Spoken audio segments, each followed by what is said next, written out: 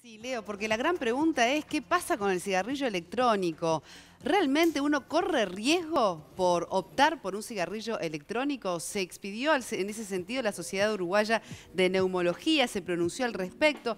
¿Es recomendable o no? ¿Qué va a pasar con el futuro? Porque muchos pensaban que era el sustituto perfecto para el cigarrillo convencional. Sin embargo, bueno, nuevos estudios demuestran riesgos. Vamos a preguntárselo a nuestra estimadísima doctora Alejandra Rey, además neumóloga, para que nos dé una opinión contundente que refleja la de la Sociedad Uruguaya de Neumología. ¿Cómo estás, Alejandra? Bienvenida. Hola, buen día Buen para día. todos. Y sí, la Sociedad Uruguaya de Neumología, igual que las grandes sociedades y asociaciones del mundo importantes o que están referidas a la neumología, se han expedido en cuanto a que los médicos no deben de recomendar de ninguna forma el uso de cigarrillos electrónicos y no se debe tratar de incentivar su uso de ninguna forma, incluso como se había iniciado y en algunos países como una herramienta para dejar de fumar.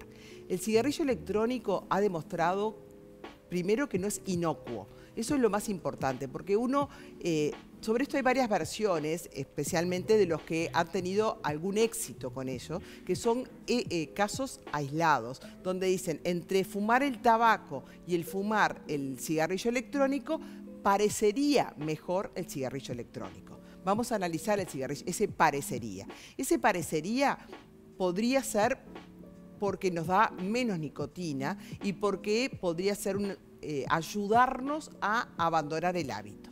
No se ha demostrado, en 2011 se escribió el primer cigarrillo electrónico y desde ahí hasta acá se han evolucionado muy rápidamente, los dispositivos han cambiado y entonces la cantidad... ¿Pero eso es bueno o malo? Y eso lo que ha llevado es que cada vez podamos estudiar menos y podamos tener menos información, porque no es lo mismo, como veíamos ahí en las imágenes, un cigarrillo electrónico que inicialmente era un solo cigarro, era descartable y el humo que generaba y la cantidad de nicotina que tenía era controlada, a los nuevos dispositivos que son actualmente que tienen unos receptores mayores que largan gran cantidad de humo y gran cantidad y que nosotros no podemos controlar ni siquiera la cantidad de nicotina que la persona está aspirando.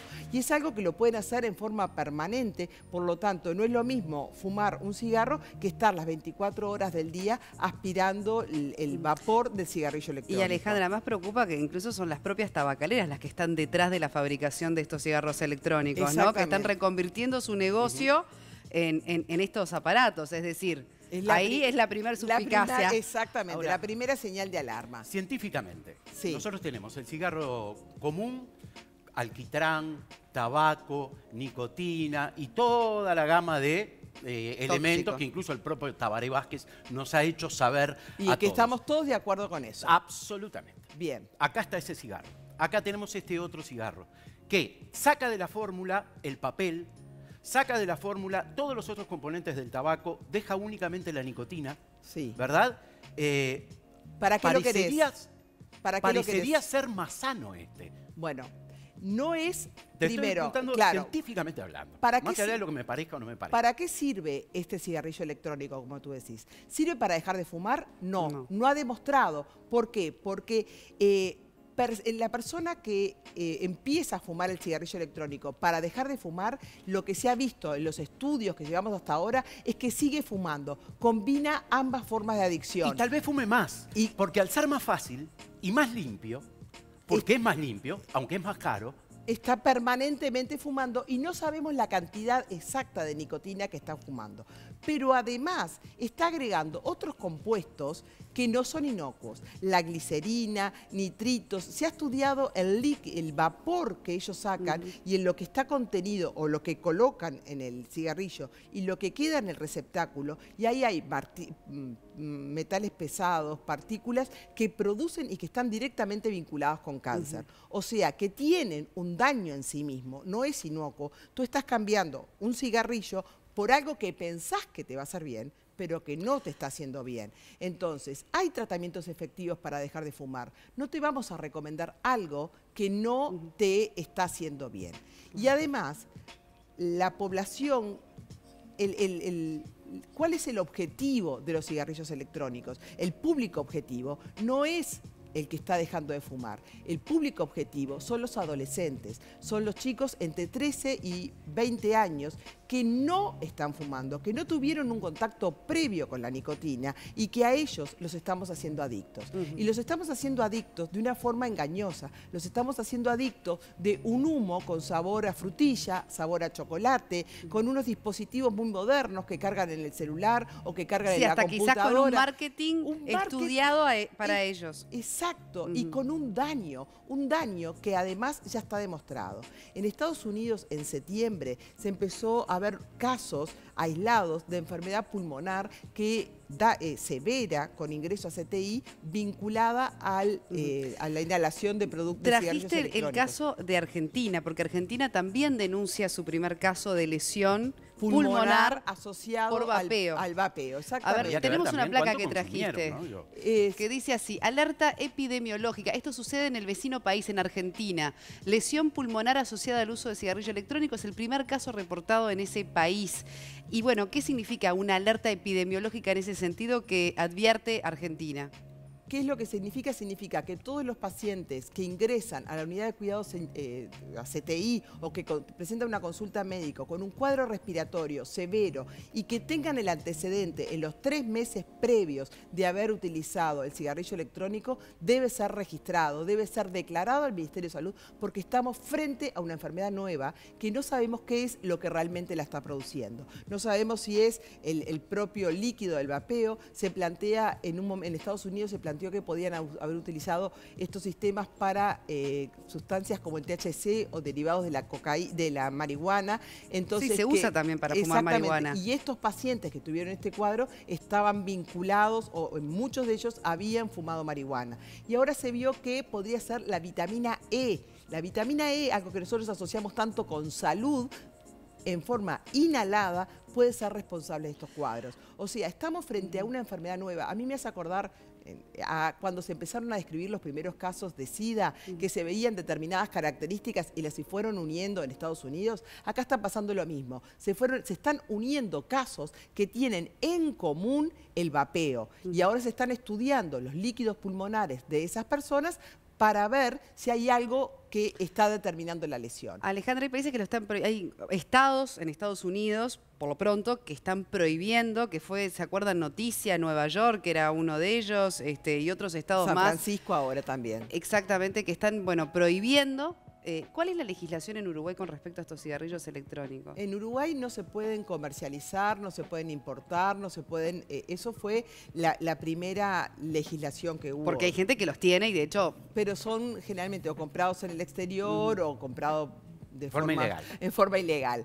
Y ahora, hace unos meses, lo que hizo, se le aplica la misma reglamentación y los mismos decretos que al tabaco. O sea, no se puede fumar cigarrillos electrónicos en lugares cerrados. Quedó comprendida en la misma, el cigarrillo electrónico, en la misma normativa que el... Te iba a preguntar justamente para los fumadores pasivos. Yo sinceramente prefiero que me fumen un cigarro electrónico al lado a que me fumen un cigarro electrónico. Sí, no tiene olor. Eso ni que no hablar. tiene olor a cigarro. No fumamos, pero no nos vamos, nos vamos felices de la vida porque no tenemos olor a cigarro. Exacto. O sea, más allá de que del vapor nos pueda afectar. Sinceramente, es un salto cualitativo para los que no fumamos. Está bien, pero está muy bien. Pero te están, claro, pero no es uno o el otro. Creo que esa no es la lección. La lección tiene que ser no a ninguno de los dos, porque del cigarrillo electrónico no sabemos a largo plazo qué va a producir. Ya estamos viendo lesiones agudas y hay lesiones crónicas. No sabemos qué va a producir, ni siquiera en los pasivos. No sabemos si ese señor que te está fumando ahora el cigarrillo electrónico, que te sentís tan bien, a largo plazo no te va a producir un daño que lo vamos a referenciar, como pasó con el tabaco, a lo que pasó años atrás. O sea que la recomendación es el no uso. Claro, lo que pasa que fue como arrancó todo, ¿no? Se decía que lo más dañino del cigarrillo convencional era el efecto combustión. Era lo que generaba más daño en la salud. Entonces, que esto con ese sistema de vapeo venía a sustituir la combustión, que era lo más dañino. Claro, en un momento realmente se asociaba a que era más sano. Exacto. Y hoy no podemos estar en esa situación por algo que además a mí me preocupa y mucho que acabas de decir, es que no se sabe cómo sigue evolucionando esto y qué le siguen poniendo, cómo porque les interesa, obviamente, que al mercado tener gente adicta. 50 millones de dólares. Bueno, no sé los números, pero son números imposibles de... Es mucha gente, muchos están buscando clientes para dentro de 40 años. Ya saben que con el tabaco la prevalencia de tabaquismo ha bajado y ellos están buscando mercados y clientes por muchos años y los están haciendo adictos a la nicotina. Porque el problema del tabaco, está bien la combustión, pero ¿por qué seguimos fumando? ¿Por qué se sigue fumando? Porque hay una adicción y acá se está generando adicción en gente que no estaba en contacto con el cigarro. Y no solamente se genera la adicción a la nicotina, sino a todo lo que es el hábito. El hábito de prender, el hábito de todo esa famosa frase del compañero, del ¿no? compañero, de lo bucal, todo ese hábito que después es muy difícil de romper, generalmente después se va a continuar con el tabaco común. Entonces, lo que se hace por un lado para evitar el tabaco, por otro lado lo estamos perdiendo. O sea que la Sociedad Uruguaya de Neumología lo que está poniendo es una alerta, y una alerta muy importante. Solamente un porcentaje muy pequeño de los consumidores de cigarrillos electrónicos hoy por hoy lo están usando como para dejar de fumar. Los jóvenes lo usan porque sí, no saben ni por qué. ¿Por qué lo empezaron a consumir? No es porque tengan una adicción, no, lo usan porque les resulta... ¿No fumarían tabaco esos jóvenes? No, no fumarían tabaco, no fumarían. Es una población que ya tiene concientizado que el tabaco es malo, pero no tiene concientizado que el cigarrillo electrónico es malo. Ahora, lo ven como algo inocuo, Claro, Alejandra, hay gente que pueda pensar que igual frente a fumar cigarrillos convencionales, esta es una mejor alternativa, porque digo, la mayoría de la gente, por lo menos que yo conozco, prueba con el cigarrillo electrónico por eso, porque considera que realmente minimiza el daño sobre el daño que produce el cigarro convencional. ¿Qué ejemplo podía hacer frente a eso? Es como que el paciente que yo le digo no puede comer con sal, que él lo entiende, no puede comer con sal. Y viene a la siguiente consulta y dice, dejé la sal, sí, ahora estoy usando calditos concentrados de verdura.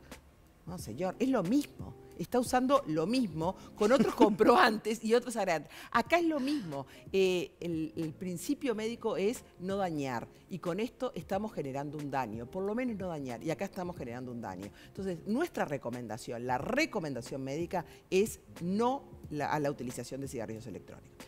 Si una persona dice, a mí me sirvió para dejar de fumar, bueno, bien. Pero fuma electrónico, igual no dejó de fumar. No dejó de fumar, el riesgo es un riesgo menor, estamos de acuerdo.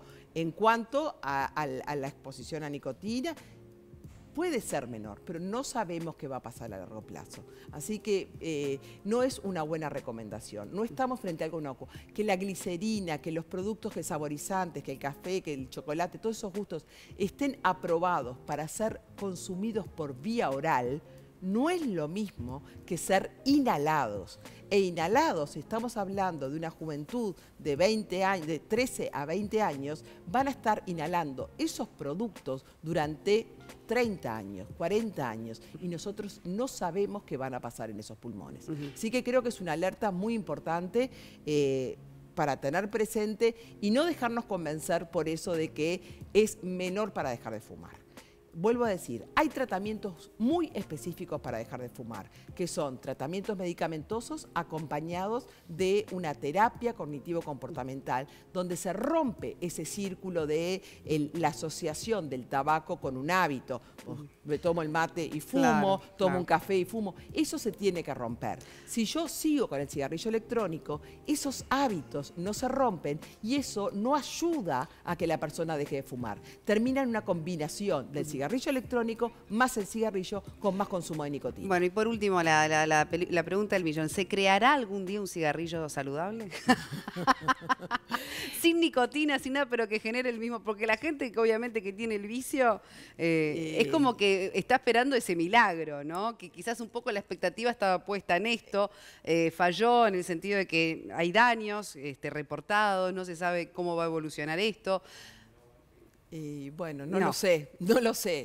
Lo que sí tengo claro que no es y que hay una industria atrás de esto, tenemos que tenerlo todos presentes, que no nos va a hacer bien, nos va a hacer bien, ni a nosotros ni a la juventud que lo ven como algo sano, Yo tengo una yo trabajo con pacientes con fibrosis quística, pacientes con un compromiso pulmonar muy severo. Una chica que utiliza oxígeno, que vive, tiene muchas internaciones, un día me manda un WhatsApp y me dice, ¿puedo usar estos vapores totalmente recreacional?